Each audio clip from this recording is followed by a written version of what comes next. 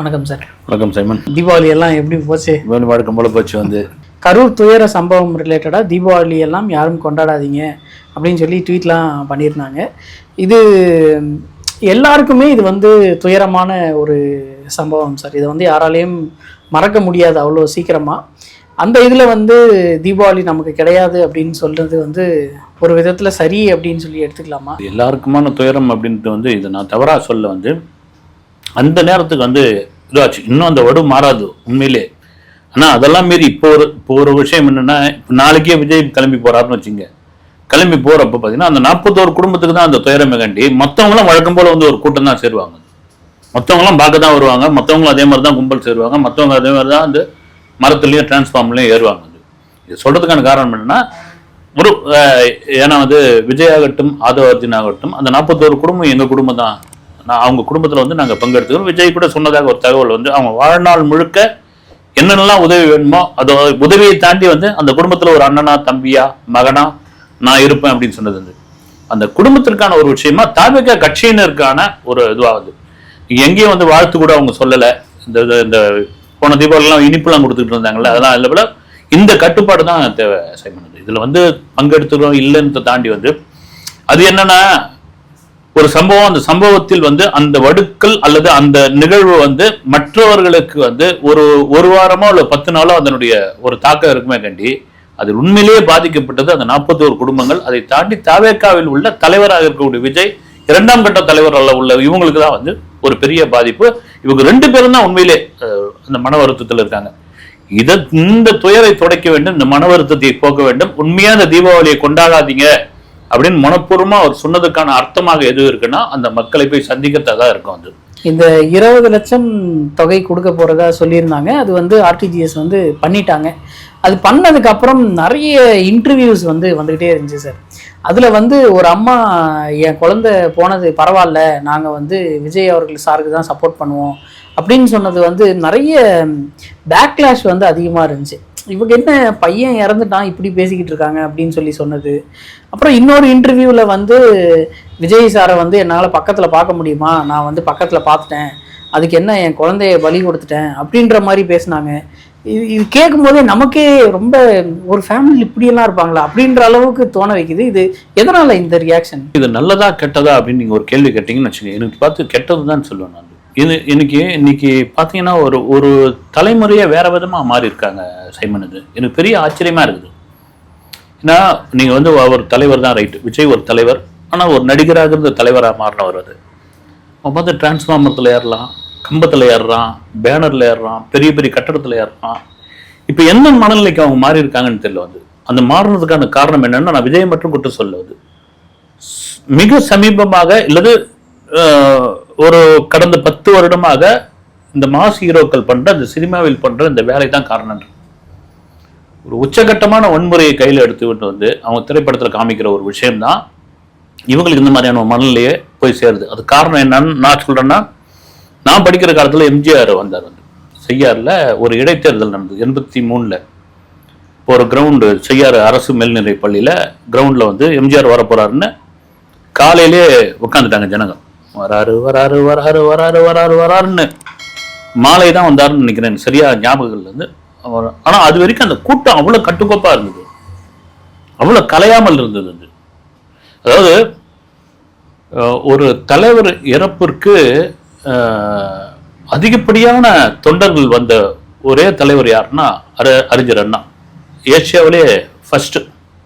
அப்படி mount road முழுக்க அந்த பழைய படங்கள் இருந்து பார்த்தீங்கன்னா தெரியும். ஆனால் அந்த கூட்டத்தில் கூட ஒரு சலசலப்பு ஏற்படல, ஒரு வன்முறை ஏற்படல. காரணம் என்னன்னா, அப்படி அவங்க இருந்துட்டு போனாங்க. ஏதோ 2-3 இடத்துல விபத்துன்னு அந்த சமயங்களில் பேப்பரில் செய்தி அதை சொல்லி தான் எனக்கு தெரியும். படிச்சு தான் நான் இது பண்ணியிருக்கேன் அண்ணாவை பற்றி படிக்கும்போது. இன்றைக்கு அந்த தலைமுறை மாறிட்டாங்களோ, ரொம்ப கஷ்டமா இருக்குது. அதை மாறிட்டாங்களே, அதனுடைய வெளிப்பாடு தான் அந்த இன்டர்வியூவான்னு எனக்கு தோணுது. இந்த இடத்துல யாரா இருந்தாலும் இது ரொம்ப ஒரு ஜீர்ணிக்க முடியாத ஒரு விஷயம். நீங்க கொண்டாடுங்க, அதை தாண்டி இது பண்ணுங்க. இப்படி ஓப்பனா பேச வேண்டிய அவசியம் என்ன அப்படின்னு. உண்மையிலே விஜய்க்கான ஒரு மாஸ் இருக்கு, இதெல்லாம் இருக்குது. நம்ம கூட போன வீடியோல கூட திட்ட சொல்லியிருந்தோம், விஜய் யாருமே திட்டல அப்படின்னு. நீ வந்ததெல்லாம் இது நடந்தது, நீ கரூருக்கு ஏன் வந்த, நீ நாமக்கலோடு திரும்பி போயிட வேண்டியதானே, யார் உன்னை விட்டுட்டு யாருமே சொல்லலை. அதை தாண்டி இவங்க இப்படி பேசுறது எனக்கு பெரிய ஆச்சரியமா இருக்குது. இன்னொரு தரப்புல என்னன்றாங்க, இவங்கெல்லாம் காசு கொடுத்து பேச வச்சாங்கன்றாங்க. அதெல்லாம் அந்த விமர்சனங்கள்லாம் வந்து என்னால இது பண்ணவே முடியல. அது விட்டுலான்னு கூட தோணுது சார். விஜய் அவர்களுடைய அடுத்தடுத்த மூவ் என்ன சார்? ஏன்னா ஒரு வீடியோ ரிலீஸ் பண்ணாரு, அதுக்கப்புறம் ட்வீட் மட்டும்தான் வருது, அறிக்கை மட்டும்தான் வருது, எந்த ஒரு நகர்வுமே என்னன்னு தெரியல. நிறைய பேர் வந்து விஜய் சார் அமைதியா இருக்கிறதே அடுத்து வந்து பெருசா ஏதோ பண்ண போறாங்க அப்படிதான்னு. பட்டு ரொம்ப நாள் ஆயிடுச்சு சார். இப்போ 27ஆம் தேதி சம்பவம் நடந்தது, 23 நாட்கள் வந்து ஆயிடுச்சு, 25 நாட்கள் ஆயிடுச்சு எனக்கு தெரிஞ்சு. பட் இப்பயும் அதே மாதிரியே அமைதி, அதே மாதிரியே எந்த ஒரு ரியாக்ஷனும் இல்லைன்னா அடுத்து என்னதான் சார் பண்ண போறாங்க? நல்ல கேள்விதான். உண்மையா இது நீங்க எல்லாத்துக்கும் அமைதியா போயிட முடியாது. ஏதாவது ஒன்றுத்துக்கு வந்து ஒரு விஷயம் சொல்லிதான் ஆகணும். அதுக்கு தான் நாங்கள் அறிக்கை கொடுத்துட்டோமே, நாங்கள் தான் வந்து ஒரு சின்ன வீடியோ போட்டோமேன்னு சொல்லிட முடியாது. நீங்கள் இன்னொரு காரணம் என்னன்னா, உங்களை பற்றியான விமர்சனங்கள், உங்களை பற்றியான ஒரு தகவல்கள் இதெல்லாம் வந்து பண்ணிக்கிட்டு இருக்காங்க. இன்னைக்கு வந்து எதிர்கட்சிகள் பண்ணிட்டு இருக்காங்க, மீம்ஸ் போடுறாங்க. எல்லாருக்கும் நாங்கள் பதில் சொல்ல முடியுமா அப்படின்றத தாண்டி பொதுவெளியில் வந்து பேசி ஆகணும். ஒரு தலைவர்னா வந்து நான் ஒரு படம் பார்த்தேன், வந்து விஜய்க்கு காவி இதெல்லாம் போட்டு டவுசர்லாம் மாட்டி, அது வேற என்னன்னா அவர் சங்கி, ஒரு ஆர்எஸ்எஸ்னுடைய இன்னொரு உறுப்பினர், அவர் ஆர்எஸ்எஸ்ல சேர்ந்துட்டாரு. பாஜகவில் வந்து பாஜக மொத்தமாக அவர் கொண்டு போய் எடுத்து போய் டெல்லியில் எடுத்து போய் தன் கைக்குள்ள வச்சுக்கிட்டாங்க. அந்த மாதிரியான விமர்சனங்கள்லாம் வரும்பொழுது ஒரு தலைவராக இதற்கு ஒரு சின்ன வெளிப்பாடு இல்லை சின்ன ஒரு விஷயத்தை நீங்கள் வந்து பொது வழியில் சொல்லி தான் ஆகணும். அது ஏன் விஜய் மௌனம் கேட்குறாருன்னு தெரியல. வந்து உண்மையாக வந்து அவர் வந்து பதுங்கு பாயறதுக்காக இது பண்ணுறாரா, பயப்படுகிறாரா அப்படின்ற மாதிரியான விமர்சனங்கள்லாம் இருக்குது. இது நீங்கள் நடிகர் விஜயா நான் பார்த்துருக்குறேன். நான் ஒரு ப்ரெஸ் மீட்டுக்கு வந்தால் கூட, சினிமா ப்ரெஸ் மீட்டுக்கு வந்தால் கூட அதிகப்படியாக வந்து ஒரு 100 வார்த்தைகளுக்கு மேல் பேச மாட்டார். அதுவே பெரிய விஷயம். ஆனால் இன்னைக்கு தலைவராக வந்தாச்சு. நீங்கள் தலைவராக வந்த பிறகு கண்டிப்பாக பேசி தான் ஆகணும். நான் பேசாமலே அரசியல் பண்ணுறேன் அப்படின்னா அது இப்போ ஏதாவது சொல்லி தானே ஆகணும். நீங்கள் பேசினா மட்டும்தானே தெரியும். அது இன்னொரு பக்கம் பார்த்தீங்கன்னா, முன்னாள் அமைச்சர், அதிமுக அமைச்சர் உதயகுமார், அவர் பெரிய அட்வைஸ் என்ன சொல்றது, வந்து திமுக மாதிரியான ஒரு என்ன சொல்றது, ஒரு வலிமை வாய்ந்த ஒரு அரக்கன் மாதிரியான ஒரு கட்சியெல்லாம் நீங்க தனியாலாம் எதிர்க்க முடியாது. விஜய் நீங்க வந்துருங்க, அதிமுக வந்துருங்க, கையை பிடிச்சி ஒரு பக்கம் அவங்க இழுக்கிறாங்க. இன்னொரு பக்கம் அமைச்சர் துரைமுருகன் காட்பாடியில் செய்தியாளர்கள் கேள்வி கேட்குறாங்க. அவர் என்ன, இந்தியாவில் வந்து அரசியல் தலைவராக இருக்கிறது, அரசியல் கட்சி நடத்துறதுல சாதாரண விஷயம் கிடையாது. ஒரு கட்சியினுடைய தலைவருக்கு 2 கண் மட்டும் போதாது, உடம்பு முழுக்க கண் இருக்கணும். அதை தாண்டி ஏன் இன்னும் விஜய் வெளியே வராம இருக்காரு, வெளியே வந்து எதனா பதில் சொல்லுங்க அப்படின்ற ஒரு கேள்வி இருக்குது. இந்த விமர்சனங்கள் வந்துட்டு இருக்கும்பொழுது வந்து சொல்லிதானே ஆகணும். ஏன் சொல்லாம இருக்காரு எனக்கும் புரியாத புதிராக இருக்கிறது. டிவிகே கட்சியில வந்து இந்த டிபேட்டுக்கு போறது, அப்புறம் இந்த மாதிரி விஷயங்கள் எல்லாமே ராஜ்மோகன் அவர் வந்து அதிகமா பார்த்துட்டு இருந்தாரு. பட் இப்போ அவர் வந்து இந்த கரூர் சம்பவத்துக்கு அப்புறம் இப்போ வரைக்குமே அவரும் வெளியே வரல. அந்த 2ஆம் கட்ட தலைவர்கள்ல ஆதவ் அர்ஜுனா அவர்கள் வந்து இன்டர்வியூ கொடுத்திருந்தாரு. அதுக்கப்புறம் புஷியானந்த் அவரும் இன்டர்வியூலாம் கொடுக்கல, சும்மா ஒரு வீடியோ மட்டும்தான் வெளியே வந்துருந்துச்சு. இன்னும் அந்த ஐடியலாவே ஒரு இதை வந்து இன்னும் மெயின்டைன் பண்ணிட்டு இருக்காங்களா? ஏன்னா டிவிகே ரிலேட்டடா நம்ம உட்காந்து பேசுறோம், மற்ற சைட்ல இருந்து உட்காந்து பேசுறாங்க, கரூர் சம்பவத்தை பத்தி தான் எல்லாருமே பேசுறாங்க. ஆனா டிவிகே ஃபியூச்சர் என்ன அப்படின்னு கேட்டா யாருக்குமே தெரிய மாட்டேங்குது. அது எப்பதான் சார் அந்த நிலை வந்து மாறும்? அது தலைவர் தான் முடிவு பண்ணாது. நீங்க நல்ல கேள்விதான் வந்தது. திரும்ப கரூர் சம்பவம் பேசிட்டு இருக்கும் பொழுது சம்பவம் நடந்துச்சு. அதுக்கு வந்து ஒரு துயர சம்பவம். அதுக்கு வந்து இங்கே தமிழக அரசு வந்து ஒரு விசாரணை குழு வச்சாங்க. அது நீங்கள் சுப்ரீம் கோர்ட்டுக்கு போனீங்க, சுப்ரீம் கோர்ட் வந்து சிபிஐ விசாரணை வச்சிருச்சு. அங்கே ஒரு ஓய்வு பெற்ற நீதிபதி தலைமையினா கண்காணிப்பு குழு ஒன்று உருவாக்கிட்டாங்க. அந்த விசாரணை ஒரு பக்கம் போயிட்டு இருக்கு. நீங்கள் அடுத்தடுத்து கட்சி பணியை தொடங்கணுமே, எலெக்ஷனுக்கு ரொம்ப தூரம் இல்லையே, வந்து எலெக்ஷன் வந்துட போகுது. அப்படி சிக்குன்னு போனால் தேர்தல் ஆணையம் வந்து உள்ளே வந்துடும், தேர்தல் அறிவிக்க போகிறாங்க, உங்களுக்கு சின்னம் கிடைக்க போகுது. உள்ளே இருக்கும்போது இன்னும் ஏன் வந்து இந்த 2ஆம் கட்டத்தில் நீங்கள் சொல்கிற மாதிரியே ஆதவ் அர்ஜுனா மட்டும்தான் பேசியிருக்காரு. வந்து அது அங்கே பேசுறது தான், மற்றபடி யாரும் ஒன்றும் பேசலை. வந்து மறுபடியும் அந்த கேள்வி என்னன்னா, 2ஆம் கட்ட தலைவர்கள் என்ன செய்கிறார்கள் அப்படின்ற ஒரு கேள்வியாக இருக்குது. இதெல்லாம் மீறி தலைவர் வரணும் அப்படின்னு. இதன் பிறகு தொடர்ச்சியாக அவர் வந்து பரப்புரைக்கு போவாரா, அனுமதி கிடைக்குமா, இல்லை கரூருக்கு எப்போ போகிறாரு? நம்ம கூட நிறைய தகவல்லாம் கூட வந்துட்டு இருந்தது. வந்த தகவல் தான் நம்ம சொல்லிட்டு இருந்தோம். 13ஆம் தேதி, கடந்த 13ஆம் தேதி, அப்புறம் 17ஆம் தேதி, இப்போ தீபாவளிக்கு பிறகு இப்போ மழை ஆரம்பிச்சிருச்சு, நவம்பர் ஃபர்ஸ்ட் வீக்ல போய் பார்க்க போறாரு அப்படின்னு. அப்புறம் தாவேகா தரப்புல இருந்து ஒரு அறிக்கையிலே சொல்லியிருந்தாங்க, முறைப்படி நாங்கள் வந்து அனுமதி கேட்டிருக்கோம்னாங்க. இந்த தயக்கம் ஏன் அப்படின்ற ஒரு விஷயம் இருக்கு. இதெல்லாம் மீறி அடுத்தடுத்த கட்ட பணிகள்னு ஒன்று இருக்கு இல்லைங்களா, அதை ஏன் ஒன்றும் பார்க்காம இருக்காங்க? 2ஆம் கட்ட தலைவர்கள்லாம் எங்க இருக்காங்கன்ற கேள்வி பெரும் கேள்வியாக இருக்கிறது. சார் ரீசெண்டா ஒரு வீடியோ பார்த்திருந்தேன். அதுல வந்து ஐஷோ ஸ்பீடு ஒருத்தர் இருக்காரு. அவர் வந்து இன்டர்நேஷனல் யூடியூபர். அவர் வந்து நிறைய வீடியோஸ் பண்ணியிருக்காரு. ரொனால்டோ கூட, மெஸ்ஸி கூட, நிறைய பேர் கூட வந்து வீடியோஸ் பண்ணியிருக்காரு. அவர் வந்து கார்ல போயிட்டு இருக்கும்போது தாய்லாந்துல 2 பேர் வீடியோ எடுத்துக்கிட்டு தளபதி விஜய் டிவிக்கே அப்படின்னு கத்திக்கிட்டே போறாங்க. அது வந்து எல்லாமே ஓகே சார், அவங்க பேசினது பண்ணது எல்லாமே ஓகே. கடைசியில வந்து சீஃப் மினிஸ்டர் ஆஃப் இந்தியா அப்படின்னு சொல்லிட்டு போயிடுறாங்க. இது வந்து எப்படி சார் இதை அந்த இது பார்த்தேன் வந்து என்னங்க மோடிக்கே கடைசியில் இதுவா வந்துட்டாரா, பிரைம் மினிஸ்டர் ஆஃப் இந்தியான்னு சொல்ல சீஃப் மினிஸ்டர் ஆஃப் இந்தியான்னு சொல்லிட்டாங்க. அது பாருங்க வந்து ஒரு தாய்லாந்து அளவுக்கு போய் நான் கூட ஒரு அந்த இது பார்த்த வீடியோ பார்த்து சும்மா ஏதோ இந்த ஏஐல பண்ணியிருக்காங்க பொழுதுன்னு பார்த்தா நிஜமான வீடியோ தான் அது பெரிய வைரலாக போயிட்டு இருக்கு. உங்களுக்கு கரூர் சம்பவத்துக்கு பிறகு நம்ம கூட பேசியிருக்கோன்னு நினைக்கிறேன்.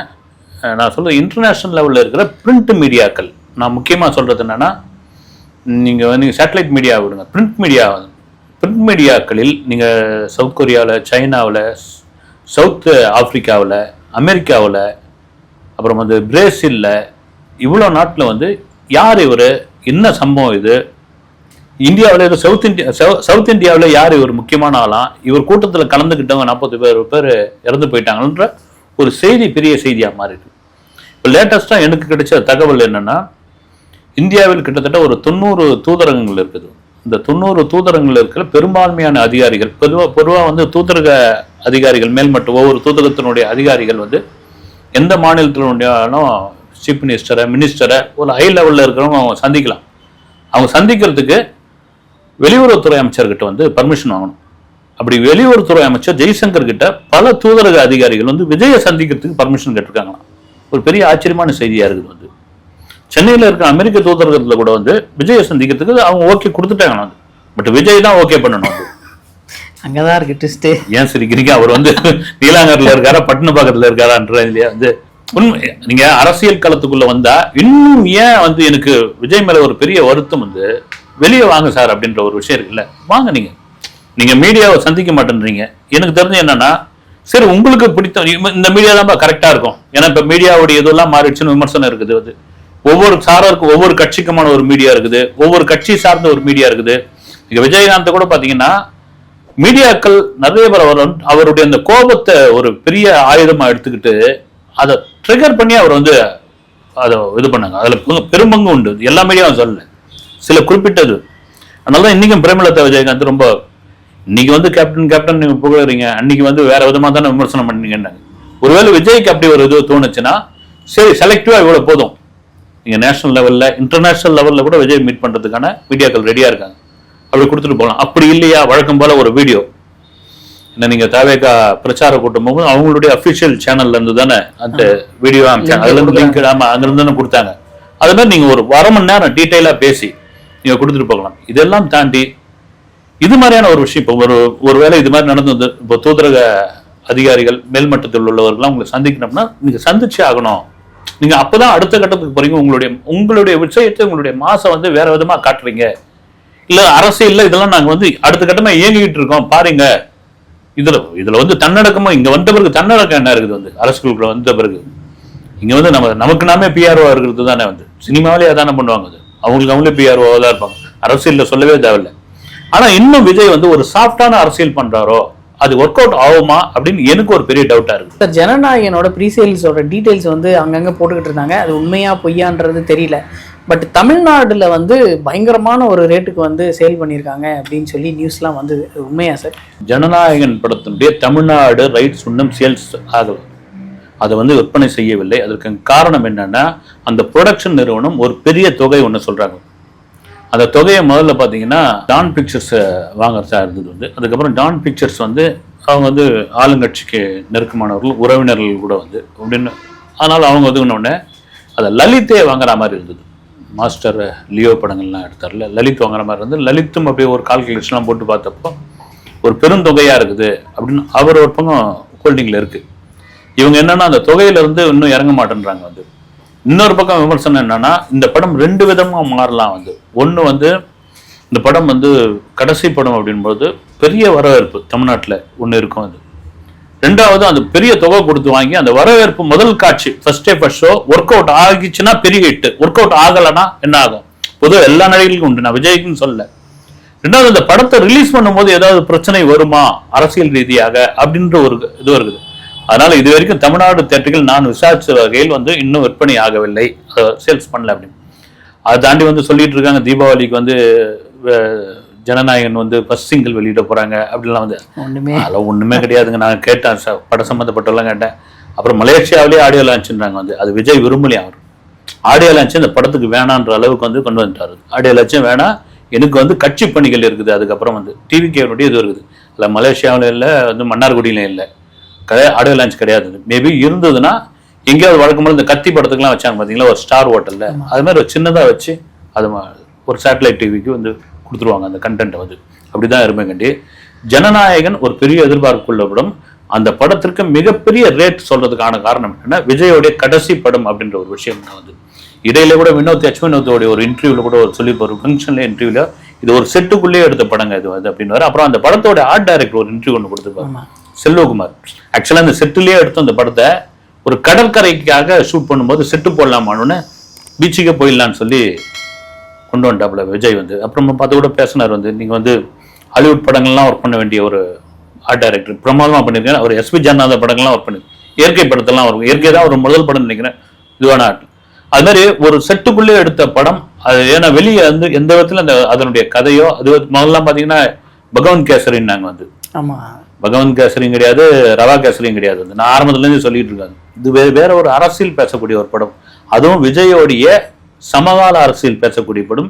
விஜயோடைய டிவிகேவிற்கு மிக முக்கியமான படம் அது. ஏறக்குறைய வந்து ஒரு பிரச்சார படம், ஒரு டாக்குமெண்ட்ரி படம் கூட சொல்லலாம்.